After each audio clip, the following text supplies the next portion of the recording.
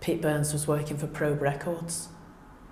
And I remember him walking down Bowl Street in a dress because Mick Jagger had worn a dress. And he wore this white dress. And he walked down Bowl Street and everyone was stopping looking at him. And I was he was prancing along. And I was like walking along behind thinking, he has got some guts.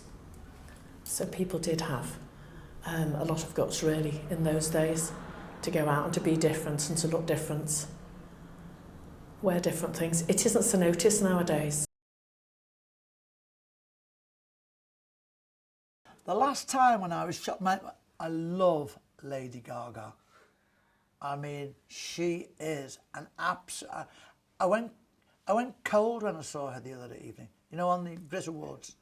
I just thought she is the epitome of what I think's absolutely marvellous. She was just... I can't explain it. The last time before Lady Gaga on this particular occasion, I've never been interested in Elton John and his stupid glasses and all that. Anybody can wear, you know, furniture.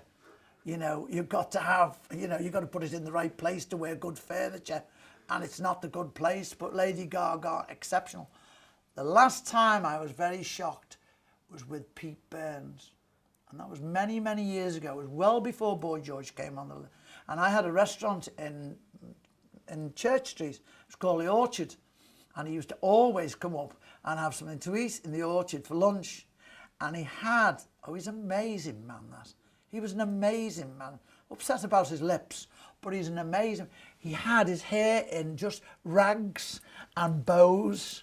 And he walked through Liverpool city centre. Now, I couldn't do that.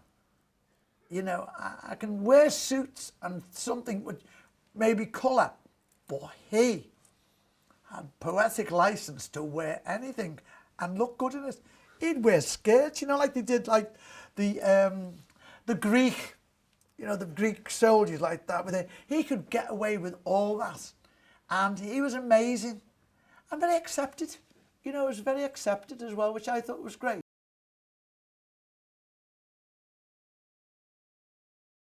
Well, Ma Burns, as everyone calls it on the town.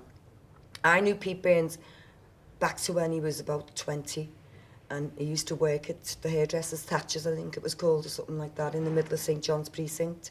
And he was proper good looking, really tall, had a big bunch of grapes here, his hair like that, and a mohair jumper. And he obviously had a few bob, because you wouldn't have been able to have found a mohair jumper in Liverpool. He must have been to London for that. And he knocked around with Jane Casey and Lynn. And you'd see them walking everywhere, and the way they dressed, the courage to go out looking like that. I'd never known anyone that confident.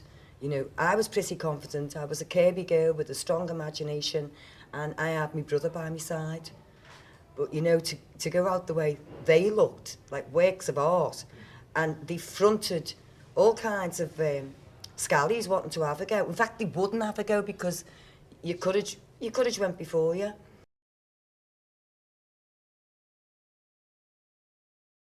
To me, he opened the gateway and led the path. Really, he holds the torch, really, for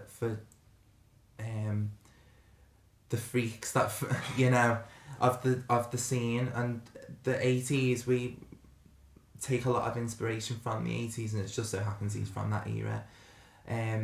Coming out being outrageous, you know, so we take little aspects of different parts of the 80s and mash it up and come out with our own little thing, but we do have our little idols. As Pete would say, he's a fruit that stands alone. Yeah. And I think, you know, that's what we admire, and it's not only that, is it? It's like he always looks immaculate, he always looks glamorous, but when he opens his gob, you know, he's vile, but really honest as well, though, and that's what we admire about him, that he is so honest, even if you don't like it, I think. But not only that, is like, as much as an arsehole he can be, he still is walking arse, you know, he still makes heads turn wherever he goes, and that's what I like about it, and that's how I like to perceive myself, to walk around to make heads turn. Yeah.